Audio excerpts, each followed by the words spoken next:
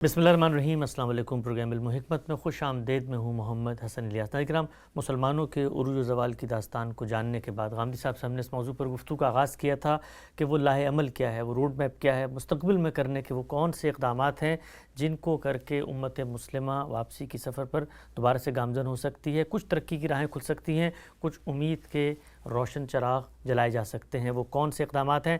غام صاحب نے فرمایا تھا 5 کے قریب اقدامات ہیں، 4 اقدامات زیر بحث آ چکے ہیں۔ آج 5ویں اقدام پر غام صاحب سے گفتگو کریں گے۔ آغاز کرتے ہیں ہم سب پر شکریہ آپ کے وقت کا۔ غام صاحب، علم میں برتری آخر میں زیر بحث آیا تھا، بڑی تفصیل سے آپ نے اس کا تعارف بھی کرایا، اور علم کس نوعیت کا، کہاں پر اس میں آپ نے آگے بڑھنا ہے۔ اخلاق میں برتری کا آپ نے موضوع چھیڑ دیا تھا، ابتدا بھی ہو گئی تھی، لیکن میں چاہتا ہوں ذرا شروع سے بتائیے گا کہ مسلمان قوم کو آگے بڑھنے کے لیے اخلاقی میدان میں برتری حاصل کرنی ہے، یہ میدان ہے کیا؟ اخلاق ہمارے جو عام تصور ہے وہ تو ہوتا ہے کہ آپ اچھے طریقے سے بات چیت کریں، یہ عالمی سطح پر، قومی سطح پر اخلاق کیسے وجود پذیر ہوتا ہے اور اس کا ترقی سے براہ راست تعلق کیسے جڑتا ہے؟ اس سے پہلے ہم نے جو چیزیں بیان کی ہیں، میں نے عرض کیا تھا ان میں سے پہلی 3 چیزیں ہمارے وجود کی ضرورت ہے۔ یعنی جس طرح سے ایک انسان کو اپنے وجود کو قائم رکھنے کے لیے خوراک کی ضرورت ہوتی ہے، پینے کی کوئی چیز چاہیے، بالکل اسی طریقے سے قومی وجود کی ضرورتیں ہیں۔ ترقی کا سفر کہاں سے شروع ہوتا ہے؟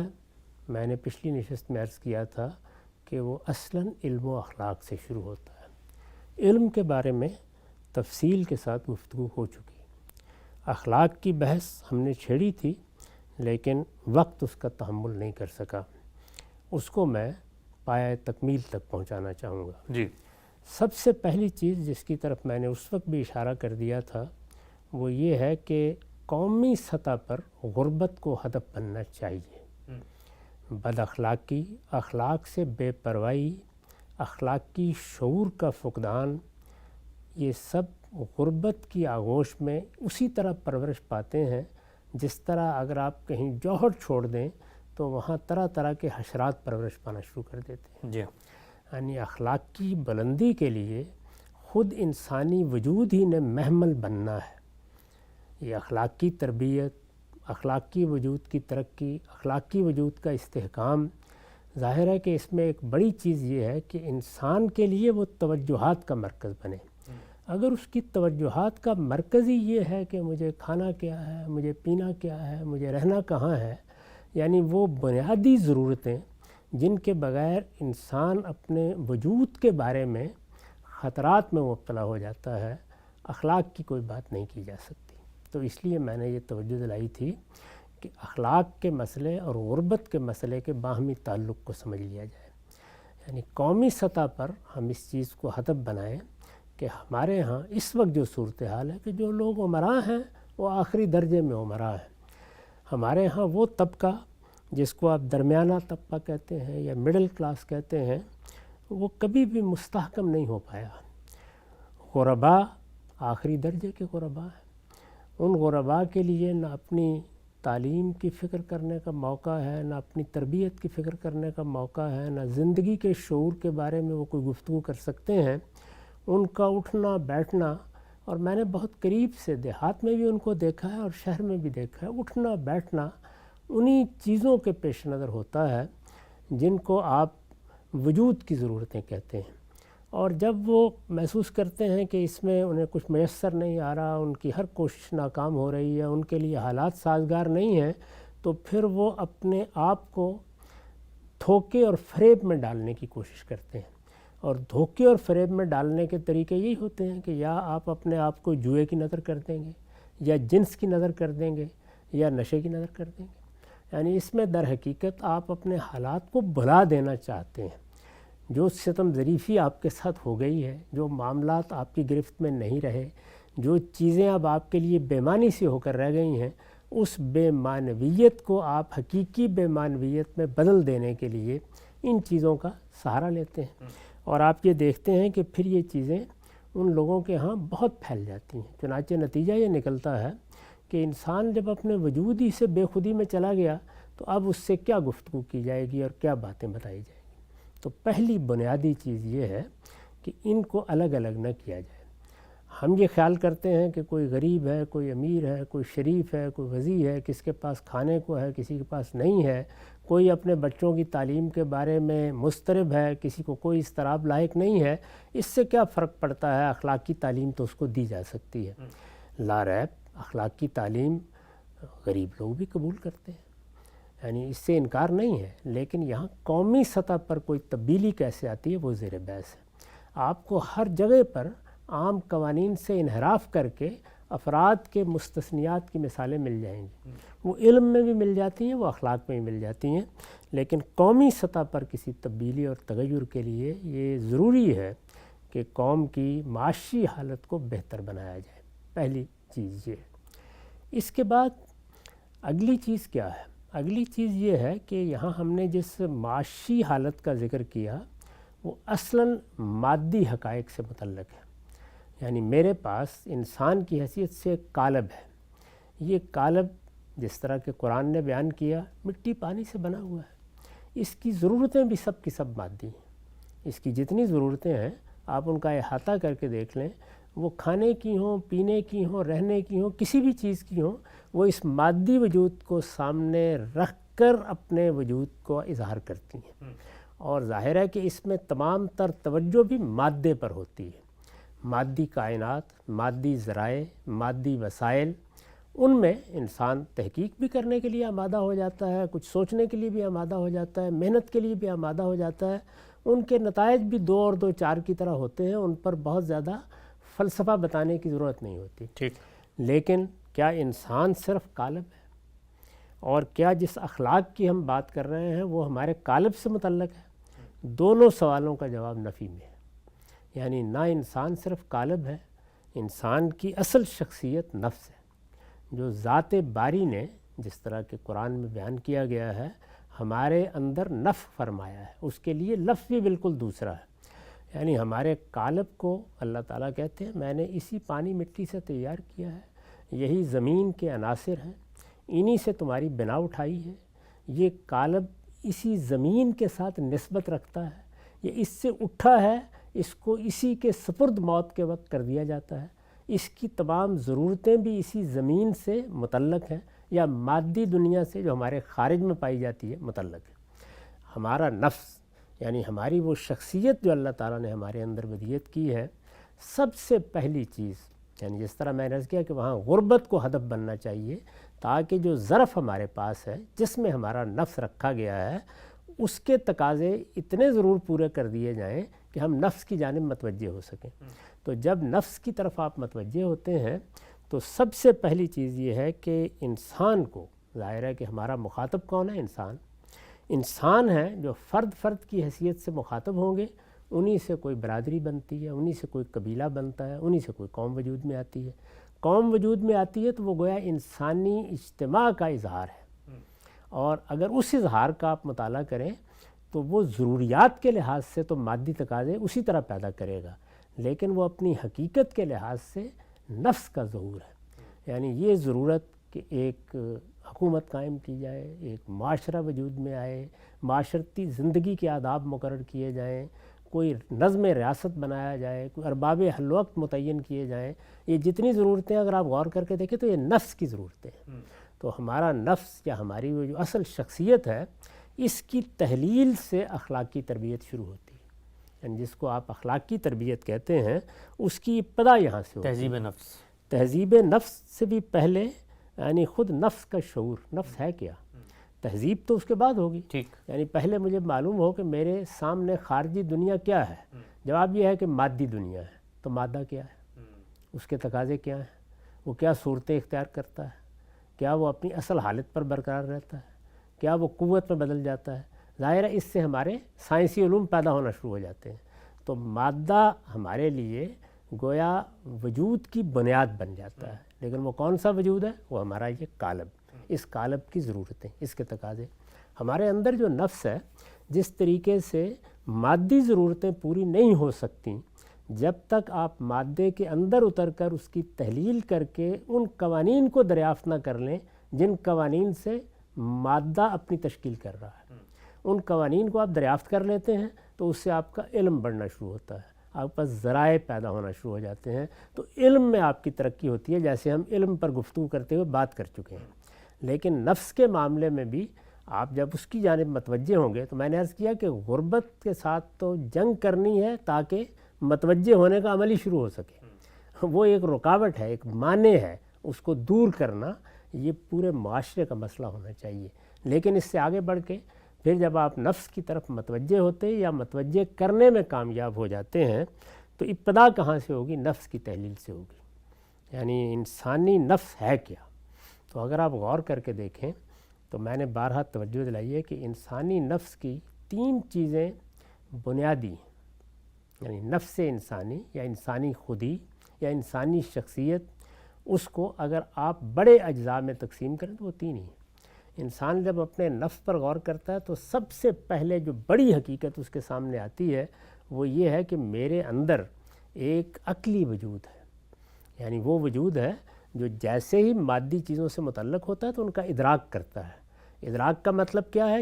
چیز میں فرق و امتیاز پیدا کر دینا. فرق و امتیاز پیدا کرتے ہیں، ان کو نام دینا شروع کر دیتا ہے. نام دیتا ہے تو ان کے اوصاف متعین ہونا شروع ہو جاتے ہیں. اس کا نتیجہ کیا نکلتا ہے؟ ہمارے ہاں اشیاء کا علم پیدا ہونا شروع ہو جاتا ہے. تو اشیاء کا علم پیدا ہوتا ہے.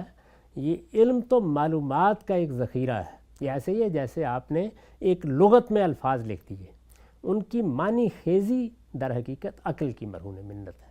وہ ملکہ ہمیں عطا کیا گیا ہے جو علم میں جو کچھ بھی آ گیا ہے اس کو اندر اتر کر سمجھے گی بھی، اس ادراک کو بامانی بھی بنائے گی، اور پھر اس سے آگے استدلال کی راہیں بھی تلاش کرے گی. ٹھیک. تو ہمیں اللہ تعالیٰ نے ہمارے نفس میں جو سب سے بڑی چیز دی ہے، سب سے پہلی چیز جو قابل مطالعہ ہے، وہ اس کا عقلی پہلو ہے. دوسری چیز کیا ہے؟ دوسری چیز حصہ جمالیات ہے. حصہ جمالیات کا لفظ جب میں بولتا ہوں تو اس کا مطلب صرف یہ نہیں ہے کہ یہ پھول خوبصورت ہے یا یہ عمارت بڑی یہ شاندار عمارت بہت عمدہ ہے. یہ اس کا ایک پہلو ہے. ظاہر ہے یہ بھی حصے جمالیات ہی کا ظہور ہے، اور ہم جب اس میں کسی کو داد دیتے ہیں تو وہی جمالیاتی حص ہے جو فیصلہ سنا رہی ہوتی ہے، وہ ہماری ایستھیٹک سینس ہے. یہ ایک جامع تعبیر ہے. اس کا مطلب یہ ہے کہ چیزیں جس طرح بھی ہمارے سامنے آتی ہیں ان کے ظاہر و باطن میں ہم حسن تلاش کرتے ہیں. تو اس کو اگر صحیح تعبیر دی جائے تو گویا حسن و قبح کا شعور ہمارے اندر رکھا گیا ہے. چیزوں کے اندر کیا پہلو ایسے ہیں جو خوبصورت کہے جا سکتے ہیں. یہ خوبصورتی بعض اوقات جسمانی ہوتی ہے، بعض اوقات باطنی بھی ہوتی ہے. یہ اشیاء سے متعلق ہوتی ہے، یہ خور و نوش سے بھی متعلق ہو جاتی ہے. چنانچہ اسی سے ہمارے اندر چیزوں کے بارے میں طیبات و خبائث کا احساس پیدا ہوتا ہے. یہ حسن و قبح ہی ہے اصل میں. یعنی ایک چیز کو ہم دیکھتے ہیں وہ اپنے وجود سے ایسے سامنے آتی ہے کہ ہمیں اس سے گن آتی ہے، تو ہم کہتے ہیں کہ ہم اس کو کھانا پسند نہیں کرتے. تو کھانے میں، پینے میں، پہننے میں، ان سب چیزوں میں ظاہر ہے اس کو بھی اگر آپ غور کر کے دیکھیں تو ہمارے مادی وجود سے اس کا زیادہ تعلق محسوس ہوتا ہے. تو نفس یہاں کیا کر رہا ہے؟ وہ یہ کر رہا ہے کہ آپ کو چیزوں کے بارے میں یہ فرق و امتیاز سکھا رہا ہے کہ چیزیں حسن اور قبح میں تقسیم ہو جاتی ہیں. کھانے پینے کے معاملات طیب اور خبیث میں تقسیم ہو جاتے ہیں. اسی طرح صاف اور ناصاف کا تصور پیدا ہوتا ہے. اسی سے پاکی اور ناپاکی کا تصور پیدا ہوتا ہے. یہ جتنے تصورات ہیں وہ سارے اگر غور کریں تو ہماری حصے جمالیات کا لازمی نتیجہ ہے. یہی ہماری حص ہے جو اس میں اصل میں حکم لگا رہی ہوتی ہے. اس کے بعد ہمارا حادثہ اخلاقی ہے. حادثہ اخلاقی چیزوں کے بارے میں یہ فتویٰ دیتا ہے کہ یہ چیز اخلاقی لحاظ سے اچھی اور اخلاقی لحاظ سے بری ہے. تو جب ہم یہ کہتے ہیں کہ انسان کے اخلاقی وجود کی تطہیر ہونی چاہیے، انسان کے اخلاقی وجود میں ترقی پیدا ہونی چاہیے، تو وہ اصل میں ایک پورے وجود کا حصہ ہے. یعنی وہ جو عقلی وجود ہے، وہ جس کے اندر حسن و قبح کا شعور رکھا گیا ہے، وہ جس میں پھر ایک اخلاقی احساس ودیت کیا گیا ہے. اس اخلاقی احساس کو بڑھانے کے لیے آپ جب ابتدا کریں گے تو سب سے پہلے انسان کو خود نفس کا شعور حاصل ہونا چاہیے. یعنی اس کو معلوم ہو کہ وہ کیا ہے. یہی وہ چیز ہے جس کو اقبال یہ چاہتے ہیں کہ خودی کے تصور سے لوگوں کے دل و دماغ میں راسخ کریں.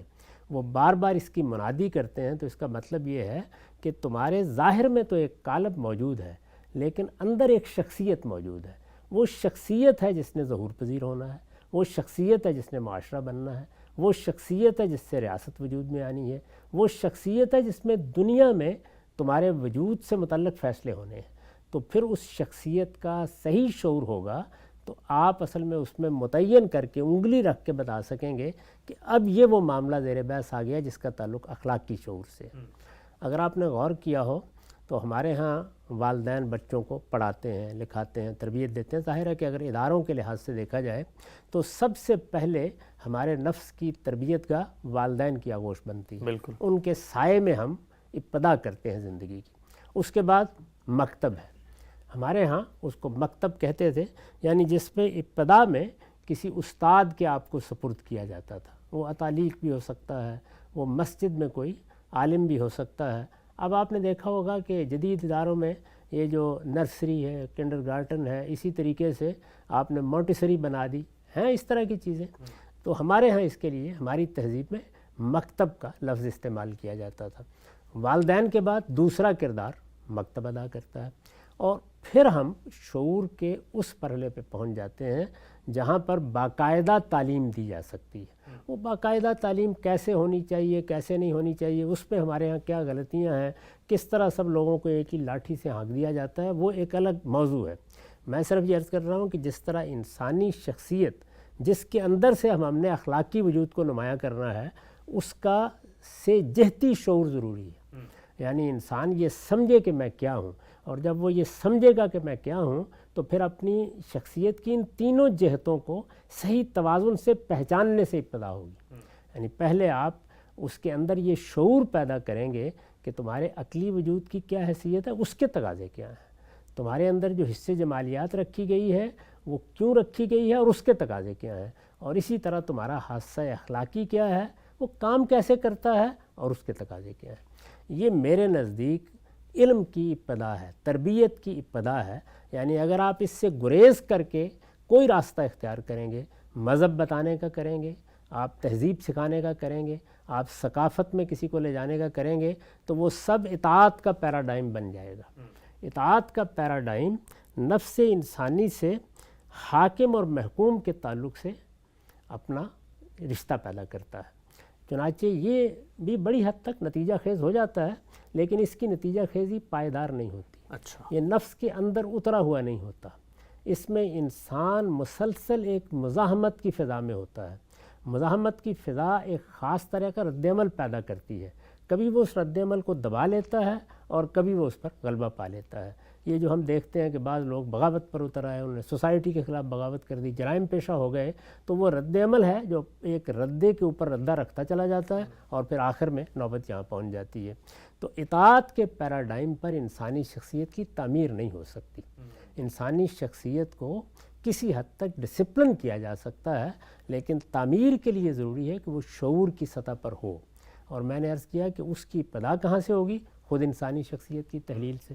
تو انسانی شخصیت کی تحلیل کو ابتدا ہی سے موضوع بن جانا چاہیے، یعنی بچوں سے بچوں کی سطح پر، جب وہ بڑے ہوں تو اس سطح پر، اور جب وہ باقاعدہ علمی دنیا میں داخل ہوں تو اس سطح پر۔ یہ نیچے سے لے کر اوپر تک لازم ہے۔ ہمارے ہاں جو اخلاقی اضمحلال پیدا ہوا ہے، اس کی بہت بڑی وجہ یہ ہے کہ اخلاقی شخصیت ہے کیا، اس کا شعور ہی نہیں، اس کا شعور ہی نہیں۔ یعنی وہ انسان کے اندر چونکہ ایک چیز دی گئی ہے تو وہ کسی نہ کسی درجے میں اپنا وجود منواتی رہتی ہے۔ ظاہر ہے کہ حصے جمالیات کی آپ تربیت کریں نہ کریں، شعور پیدا کریں نہ کریں، وہ اپنا حکم لگاتی رہتی ہے۔ اسی طرح عقل بھی معطل تو نہیں ہو جاتی، اگر آدمی کا دماغ ہی خراب نہ ہو جائے تو وہ بھی اپنا کام کرتی رہتی ہے، لیکن جس سائنٹیفک طریقے سے اس کو اپنا کام کرنا چاہیے، جس طرح سے اسے چیزوں کی تحلیل کرنی چاہیے، وہ سرے سے ہمارے ہاں موضوع نہیں بنتا۔ تو اگر آپ اجازت دیں اور میں یہ عرض کروں کہ ہمارے ہاں والدین چونکہ ابتدا کرتے ہیں، تو جس وقت یہ عمر آ جاتی ہے کہ اب ایک مرد و عورت کو فیصلہ کرنا ہے کہ وہ میاں بیوی بن کے رہیں گے، تو پہلی معاشرے کی ذمہ داری یہ ہے کہ انہیں یہ بتایا جائے کہ تم لوگ تو جو بن گئے، لیکن اب تمہاری آغوش میں نئی نسل کو پیدا ہونا ہے، اور جب اس نئی نسل کو پیدا ہونا ہے تو سب سے پہلی اور بڑی ضرورت اس کی مادی ضرورتیں ہم زیر بحث لا چکے ہیں۔ مادی ضرورتوں کے بعد سب سے بڑی اور پہلی ضرورت نفس انسانی کا شعور ہے۔ تو تمہیں یہ شعور ان میں پیدا کیسے کرنا ہے؟ میں نے عرض کیا نا کہ یہ بچوں میں بھی پیدا کرنا ہے، یہ بڑوں میں بھی پیدا کرنا ہے، اس کی ابتدا ہونی ہے، پھر اس کو اپنے منتہائے کمال تک پہنچنا ہے۔ تو اس شعور سے ابتدا ہوگی۔ جس وقت انسان اپنی شخصیت کی تحلیل کرنے میں کامیاب ہو جاتا ہے تو پھر اس کو یہ احساس ہوتا ہے کہ میری اخلاقی شخصیت کا میرے پورے وجود سے تعلق کیا ہے، وہ کتنی بڑی چیز ہے، میرے لیے اصلی شرف وہ کیوں بن گئی ہے۔ عقل کے بعد اگر کسی چیز کو میں کھو دوں تو میں انسان نہیں رہتا، وہ میرا اخلاقی وجود ہے۔ تو اخلاقی وجود کی قدر و قیمت، یا اگر شاعر مشرق کی تعبیر مستعار لے لیں تو خودی کا شعور، یہ چیز اس کے اندر سب سے پہلے پیدا ہونی چاہیے۔ جب یہ پیدا ہو جاتی ہے تو آپ یہ دیکھیے کہ اس میں پھر آپ کے لیے یہ بتانے میں کوئی بڑا مسئلہ نہیں پیدا ہوتا کہ پاکی اور ناپاکی میں فرق کرنا سیکھو۔ جس طرح آپ ایک چوکور میں مثلث میں فرق کرنا بتا رہے ہیں، نفس انسانی کی تحلیل کے بعد یہ چیز بھی واضح ہو جانی چاہیے۔ اسی طرح سے طیب اور خبیث میں فرق کرنا سیکھو، اور معروف اور منکر میں فرق کرنا سیکھو۔ اگر آپ غور کر کے دیکھیں تو یہ جو تینوں تعبیریں ہیں، یہ تینوں تعبیریں انسانی شخصیت کی تعمیر کے مراحل کو بیان کر رہی ہیں۔ یعنی آپ کو اصل میں کیا چیز پیدا کرنی ہے؟ میں نے عرض کیا کہ جب آپ نے بنیادوں کا شعور دے دیا تو اب آپ کے سامنے جو منزل ہے یا جو ہدف ہے وہ بالکل متعین ہو گیا۔ یعنی اس انسان کو اب مجھے یہ بتانا ہے کہ پاکی ناپاکی، طیب اور خبیث اور معروف اور منکر، یہ تمہاری شخصیت کا کامل ظہور ہے۔ اس کامل ظہور کی طرف تمہیں آگے بڑھنا ہے۔ یہ چیز اگر والدین نے والدین کی سطح پر راسخ کر دی ہے تو اب مکتب پھر اس کو زیادہ واضح تعبیر دیتا ہے۔ میں آپ سے عرض کرتا ہوں کہ میں مکتب کا لفظ استعمال کر رہا ہوں کیونکہ ہماری تہذیب کا لفظ ہے۔ میری اپنی تعلیم اس طریقے سے ہوئی ہے۔ اس مکتب میں مجھے کن لوگوں سے واسطہ پڑا؟ ایک استاد جو ایک دیہات کی گاؤں کی مسجد میں بچوں کو تعلیم دے رہا تھا، اور وہ میری تعلیم کی ساری ضرورتیں نہیں پوری کر رہا تھا، وہ اصل میں میری شخصیت کی بنا اٹھا رہا تھا۔ تو شخصیت کی بنا اٹھانے کے لیے جن دو شخصیات کا انتخاب کیا گیا، یا جن دو شخصیات کے نصاب کا انتخاب کیا گیا، وہ کون ہے؟ ایک سعدی اور ایک شیخ عطار۔ یعنی یہ دونوں کیا کر رہے تھے؟ یہ اصل میں میری اخلاقی شخصیت کا شعور مجھے دے رہے تھے۔ اگر آپ سعدی کے کریمہ سے ابتدا کر لیں اور اس کے بعد پھر گلستان بوستان، میں اس مکتب کی تعلیم کا نصاب آپ کو بتا رہا ہوں، یا شیخ عطار کا پند نامہ جو ہمیں پڑھایا گیا، تو اس نے کیا کیا؟ وہ جو اخلاقی شخصیت ہے، اچھا وہاں تحلیل کا احساس نہیں تھا، جس کی میں نے ابتدا میں بات کی کہ آپ کو شروع یہاں سے کرنا ہے کہ پہلے مجھے میرا شعور دیں، پہلے مجھے بتائیں میں ہوں کیا۔ جس طرح آپ سائنس کی تعلیم نہیں دے سکتے جب تک کہ آپ مادے کی تحلیل کرنے میں کامیاب نہ ہو جائیں، بالکل اسی طرح سے آپ انسانی شخصیت کی تعمیر نہیں کر سکتے جب تک انسانی شخصیت کو تحلیل کر کے اس کے مظاہر کے لحاظ سے انسان کے ہاتھ میں نہ پکڑا دیں، اس کو معلوم ہو جائے کہ یہ میرے اندر جو وجود ہے وہ یہ ہے۔ جب وہ یہ ہے کو سمجھ جاتا ہے تو اس کے بعد پھر آپ اس کو آگے بتاتے ہیں۔ تو میں آپ سے عرض کرتا ہوں کہ مکتب نے کیا کیا؟ مکتب نے یہ کیا کہ میری وہ اخلاقی شخصیت جو میرے اندر ودیت تھی، وہ حادثہ اخلاقی جو فیصلے سنا رہا تھا، جس نے اب بیدار ہونا شروع کر دیا تھا، اس کو یہ بتایا کہ تمہاری بیداری کے نتیجے میں کیا چیزیں وجود میں آنی، ان کو عنوانات دے دی۔ جس طریقے سے میرے استاد نے مجھے بتایا کہ یہ چوکور ہے، یہ مثلث ہے، یہ دائیں ہے، یہ بائیں ہے، یہ سڑک ہے، یہ دروازہ ہے، تو یہ مادی چیزوں کا شعور دیا مجھے، ان کے نام بتا دیجئے، ان سے میں واقف ہو گیا، فرق و امتیاز کرنے کے قابل ہو گیا، میرے علم کی ابتدا ہو گئی۔ بالکل اسی طرح سے جب مجھے یہ معلوم ہو گیا کہ فیاضی کیا ہے، سخاوت کیا ہے، بخل کیا ہے، رد اختلاف کیا ہے، رد عمل کی نفسیات کیا ہے، بات کیا ہے، بات میں قول سدید کیا ہے، تو اس کا مطلب یہ ہے کہ میرے ہاں معروف اور منکر کے فرق کی ابتدا ہو گئی۔ یعنی معروف اور منکر کو آپ مذہبی اصطلاحات نہ خیال کیجیے، یہ اصل میں انسانی شخصیت کے اندر جو حادثہ اخلاقی ہے اس کا اولین فتویٰ ہے۔ وہ یہ چیز لے کے پیدا ہوتا ہے، یعنی چیزیں کون سی ہیں کہ جو بھلائی کی چیزیں ہیں اور کون سی چیزیں ہیں جو برائی کی چیزیں ہیں، اس کو اب اس نصاب نے عنوانات دیے، تو اس سے شخصیت کی تعمیر میں یا اس کے خمیر میں وہ چیزیں شامل ہو جاتی تھیں۔ ہمارے ہاں یہ سرے سے زیر بحث ہی نہیں۔ اچھا، اسی کے کچھ نتائج و عواقب ہیں جو جدید تمدن کی ضرورتیں بن گئی ہیں۔ مثال کے طور پر آپ نے لوگوں کو راستہ چلنا سکھانا ہے، آپ نے ٹریفک کے آداب سکھانے ہیں، آپ نے کچھ رسوم کی تعلیم دینی ہے۔ یہ چیزیں اصل میں اس کا لازمہ ہے، اس کے ساتھ وابستہ ہوتی ہیں۔ اسی کو اگر آپ دیکھیں تو خود ہمارے دین میں جو رسوم و آداب ہیں وہ کسی مذہبی تصور کے بغیر اسی کا حصہ بن جاتے ہیں۔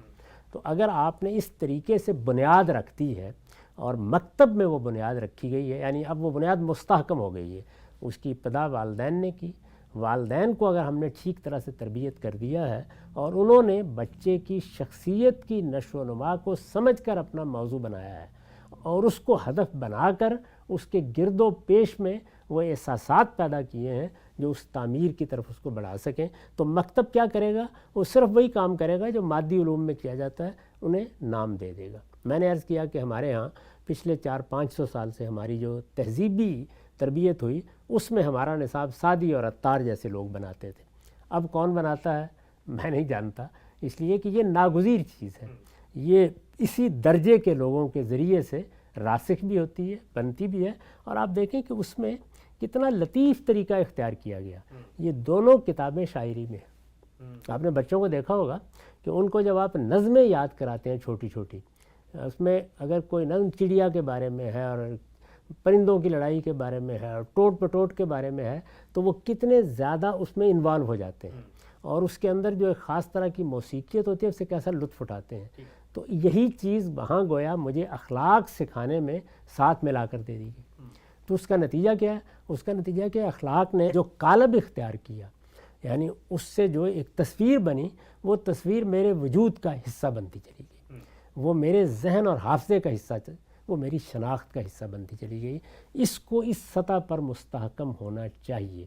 اس کے بعد وہ مرحلہ آتا ہے کہ اب آپ وہاں پہنچ گئے ہیں جہاں آپ زیادہ بڑے کینوس میں چیزوں کو دیکھ سکتے ہیں۔ اس مرحلے میں قریب العہد شخصیات کا انتخاب کرنا چاہیے، یعنی وہ کون سی شخصیات ہیں جو انسان کے لیے مثالی نمونہ بن سکتی ہیں۔ آپ بنائیں نہ بنائیں، انسان نے اپنے گرد و پیش سے یہ چیزیں منتخب کرنی ہوتی ہیں۔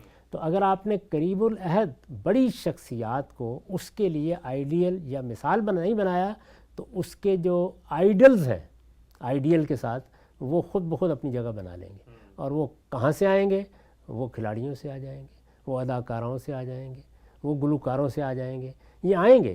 میں اس کی کوئی نفی یا مذمت نہیں کر رہا، وہ بھی انسانی ذہن کا اور انسانی ساخت کا ایک حصہ ہے، لیکن ترتیب غلط ہو گئی ہے۔ یعنی جو چیز میں نے عرض کیا نا کہ انسان کی اخلاقی شخصیت کو جب آپ نے لفظ، نام، تعینات دے دیے ہیں تو پھر ان کو شخصیت میں ڈھلنا چاہیے، اور وہ شخصیات قریب العہد ہونی چاہیے۔ وہ جتنی دور اور ماضی کی ہوں گی اتنا وہ اس سے اپنے آپ کو غیر متعلق محسوس کرے گا، کیونکہ وہ شخصیات جو ماضی میں بہت بڑی شخصیات ہو سکتی ہیں کسی قوم کے پس منظر میں، وہ شخصیات اس سے دور ہوتی ہیں، اس کی زبان سے دور ہوتی ہیں، اس کے کلچر سے دور ہوتی ہیں، اس کی تہذیب سے دور ہوتی ہیں۔ میں نے یہ ایک موقع کے اوپر عرض کیا تھا، مجھے یاد پڑتا ہے کہ میری اپنی تعمیر میں اسکول کے زمانے میں دیکھیے جو سب سے پہلا آپ کا شعوری احساس شخصیات کے بارے میں پیدا ہوتا ہے، اس میں قریب العہد 3 شخصیات نے بڑا غیر معمولی کردار ادا کرنا شروع کر دیا۔ تو یہ ہر بچے کے لیے یہ انتخاب ضروری ہے۔ ظاہر ہے یہ اس کے لحاظ سے ہوگا، یعنی وہ کیا رجحان رکھتا ہے، اس کے کیا تصورات ہیں، وہ کس طرف جانا چاہتا ہے، یہ ہوگا۔ اس وقت ایک کرائسس پیش آتا ہے، ایک بحران سے انسان دوچار ہوتا ہے۔ وہ بحران پھر وہی مادے اور روح کا یا مادے اور نفس کا بحران ہے۔ وہ یہ کہ جو تعلیم آپ دے رہے ہوتے ہیں، ایک یہ ہے کہ تعلیم مادی ضرورتوں سے قطع نظر کر کے آگے بڑھے، وہ نہیں بڑھ پاتی۔ یعنی جیسے ہی یہ اس تیسرے مرحلے میں انسان داخل ہوتا ہے تو وہاں اس کے سامنے مادی ضرورتیں منہ کھول کے کھڑی ہو جاتی ہیں۔ یعنی اب اس نے فیصلہ کرنا ہے کہ میں وہ پڑھوں یا میں وہ ہنر حاصل کروں جس کے نتیجے میں روٹی کما کھا سکوں۔ تو یہ خالص مادی ضرورتیں ہیں، یا عزت کی زندگی بسر کر سکوں، یا زندگی کی آسائشیں، یہ سب کی سب مادی ضرورتیں ہیں۔ یہ مادی ضرورتیں ہمارے دین میں اچھی سمجھی گئی ہیں، ان کو اللہ نے اپنی نعمت قرار دیا ہے، ان کے بارے میں کوئی غلط تصور ہمارا دین نہیں پیدا کرتا، لیکن ان مادی ضرورتوں کے ساتھ جب کشمکش پیش آ جاتی ہے تو ہم دیکھتے ہیں کہ اس کا غلبہ ہونا شروع ہو جاتا ہے۔ اس موقع پر یہ بڑی ضرورت ہے کہ ہمارا نظام دونوں کام کرے، اور وہ دونوں کام یہ ہیں کہ ایک تو خود انسانی شخصیت کو صلاحیتوں کے لحاظ سے، اب چونکہ ظہور ہو چکا ہوتا ہے، تقسیم کیا جائے، رہنمائی کی جائے بچوں کی. ہنرمند ہے تو ان کو ہنرمند کی حیثیت سے عزت دی جائے. کاروبار کی طرف جانا چاہتے ہیں تو کاروباری شخص کی حیثیت سے ان کو عزت دی جائے. ایک ہی نوعیت کی چیزیں، ایک ہی طرح کے تقاضے، یہ اس عمر کو پہنچنے کے بعد جب صلاحیتوں کا ظہور ہو گیا، یہ نہیں ہونے چاہیے. آپ نے ضروری اسکل سکھا دیں، آپ نے کوئی زبانیں ان کو سکھانی تھیں وہ سکھا دیں، وہ مقصد پورا ہو گیا. لیکن اس سے آگے اب لوگوں کے اندر کیا شخصیت ہے، ان کی صلاحیتیں کیا ہیں، ان کا ظہور کس میدان میں ہونا ہے، وہ چیزیں زیر بحث آنی ہیں. وہ چیزیں زیر بحث آنی ہے تو یہاں ان کی رہنمائی ہونی چاہیے. آپ فرمائیں گے اس کا اخلاق سے کیا تعلق ہے؟ بڑا گہرا تعلق ہے. اس کی وجہ یہ ہے کہ یہ کشمکش اگر اندر آ گئی ہے انسان کے، وہ ترجیح پا جائے گا، تو وہ یہ ترجیح بھی پا جائے گی اور اس میں ایفرٹ بھی بہت زیادہ ہوگی نا. یعنی اگر یہ انسانی صلاحیتوں کے مطابق نہیں ہے تو اس میں قدم قدم پر ناکامی ہوگی، اور یہ ناکامی ایک خاص طرح کی فرسٹریشن پیدا کرے گی، اور یہ فرسٹریشن انسانی ضمیر کے اندر اتر جائے گی تو یہ انسان کی اخلاقی شخصیت کے اوپر حملہ آور ہو جائے گی. یہ ہمارے ہاں جو لوگوں کے اندر ڈپریشن کے امراض پیدا ہو جاتے ہیں، نفسیاتی مسائل میں وہ دوچار ہو جاتے ہیں، آگے بڑھنے کے جذبات ختم ہو جاتے ہیں، احساس کہتری ان کا احاطہ کر لیتا ہے، اس کو وہ اگر کسی بڑے احساس پہ بدلنا چاہتے ہیں تو احساس برتری ان کو متکبر بنا دیتا ہے. یہ ساری چیزیں بھی ظاہر ہے انسانی اخلاق پر اثر انداز ہو رہی ہیں. اس میں بہت بڑا کردار یہ کشمکش ادا کرتی ہے. اگر ہم اپنے بچوں کو اور اپنی آئندہ نسلوں کو اس کشمکش میں نہ پڑنے دیں، بلکہ اس موقع کے اوپر والدین کو بھی آمادہ کریں، معاشرے کو بھی آمادہ کریں کہ جو شخصیت اس بچے کو اللہ تعالیٰ نے عطا فرمائی ہے، اس کی رہنمائی بھی اسی لحاظ سے ہونی چاہیے، اس کی اگلی تعلیم بھی اسی لحاظ سے ہونی چاہیے، اور اس میں سوسائٹی کو بھی اپنا کردار اسی کے لحاظ سے ادا کرنا چاہیے. تو اس کشمکش سے نجات دلانے کے نتیجے میں وہ ایک پرسکون شخصیت بن جائے گا. اب اس کے پاس موقع ہوگا اور وقت ہوگا کہ آپ اس کی اخلاقی شخصیت کو اب آئیڈیل سے متعلق کریں. تو قریب العہد لوگوں کے ہاں ہی وہ آپ کو آئیڈیل ملیں گے. میں نے عرض کیا تھا کہ میں نے جن 3 شخصیات سے اس زمانے میں رہنمائی پائی، آج میں ان کے بہت سے افکار پر تنقید کرتا ہوں، بہت سی چیزوں سے اختلاف کرتا ہوں، لیکن اس موقع پر وہ سنبھالنے کا بہت بڑا ذریعہ بن گئے. ابوالکلام آزاد، اقبال، اور بعد میں سید ابوالعلا مودودی. تو میں نے اس لیے توجہ دلائی تھی اس جانب کہ وہاں کیا ہوا ہے. وہاں یہ ہے کہ شخصیات میں چونکہ مجسم ہو جاتے ہیں احساسات اور تصورات، تو آئیڈیل آپ کے سامنے آ گئے. یہ ہر شخص سے کے لحاظ سے آنے ہیں سامنے. جب یہ آ جائیں تو اس کے بعد اصل میں انسانی شخصیت عملیت کے ساتھ اپنا تعلق پیدا کر لیتی ہے، اور پھر وہ جو کچھ آپ نے ماضی میں کیا ہے، جو شخصیت بنائی ہے، وہ اب میدان عمل میں آ کر اپنی تربیت خود کرنا شروع کر دیتی ہے. اب صرف کچھ سپورٹ کی ضرورت ہوتی ہے، جس کے لیے ہماری تہذیبی روایت میں سب سے بڑا ادارہ خانقاہ کا ادارہ تھا. وہ کیا ادارہ ہے؟ وہ سپورٹ کا ادارہ ہے. یعنی آپ نے یہ سارے مراحل سے گزر کر جو کچھ اپنے آپ کو بنا لیا ہے، اس میں بھی ظاہر ہے کہ آپ کسی کام میں بھی، یہ کوئی دنیا ایسا نہیں ہے کہ ایک رواں سڑک ہے، اس میں نشیب فراز آتے ہیں. ان نشیب و فراز میں اگر کوئی مرحلہ پیدا ہو گیا ہے جس میں طبیعت پر زنگ لگ گیا ہے، کوئی انحراف پیدا ہو گیا ہے، کہیں کسی کشمکش نے مسائل پیدا کر دیے ہیں، تو ایک ایسا ادارہ جس میں جا کر آپ اپنے آپ کو ریفریش کر سکیں، تازہ دم کر سکیں. تو یہ در حقیقت وہ پورا پیکج تھا جو ہماری تہذیبی روایت میں اس طرح سے تھا یا ہونا چاہیے. اس کو ظاہر ہے جدید حالات میں، نئی ضرورتوں میں، نئے تمدنی تقاضوں میں زندہ کرنے کی ضرورت ہے. جب آپ یہ کریں گے تو اس کے نتیجے میں آپ کے یہاں اخلاقی ترقی شروع ہوگی.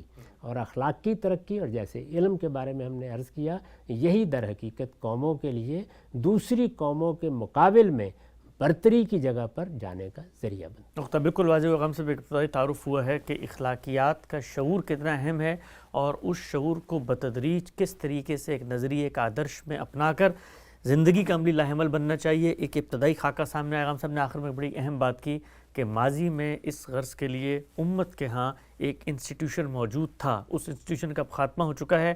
کیا اس کے احیاء سے ہم یہ مرحلہ بھی طے کر سکتے ہیں؟ اس پر تفصیلی گفتگو کریں گے. وقت یہاں پہ ختم ہوتا ہے. دوبارہ حاضر خدمت ہوں گے. اب تک آپ کا بہت شکریہ.